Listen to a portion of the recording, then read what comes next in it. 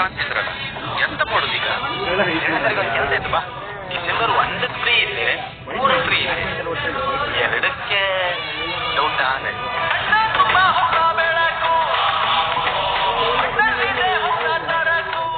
December 2ಕ್ಕೆ free ಇದೆನಾ? December 2ಕ್ಕೆ ಆಗ್ತಿಲ್ಲ ಮಾರ್ರೆ. 2 ತಾರೀಕು ಫ್ರೀ ಇದೆನಾ? ಆಗ್ತಿಲ್ಲ ಮಾರ್ರೆ, ಆಗ್ತಿಲ್ಲ.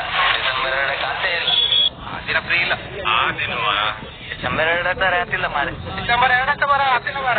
ಇಲ್ಲ ಇಲ್ಲಪ್ಪ, ಆ ದಿನ ಆಗ್ತೇ ಇಲ್ಲ. ಬಾರಿ ಟೆನ್ಷನ್ ಅಲ್ಲಿದ್ರಿ. ಎಂತ ಮಾಡು ಮಗ, 2ನೇ ತಾರೀಕು ಒಂದಿಷ್ಟು ಜನ ಬೇಕು, ಯಾರು ಸಿಗ್ತಾನೆ ಇಲ್ಲ.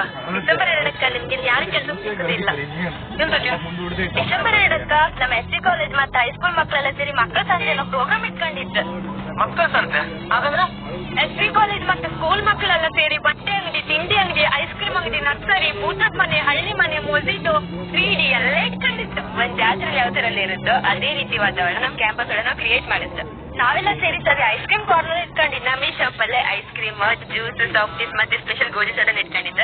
ಅದ್ರ ಜೊತೆಗೆ ಮೋಜಿಟನ್ನು ಇಟ್ಕೊಂಡಿದ್ದ.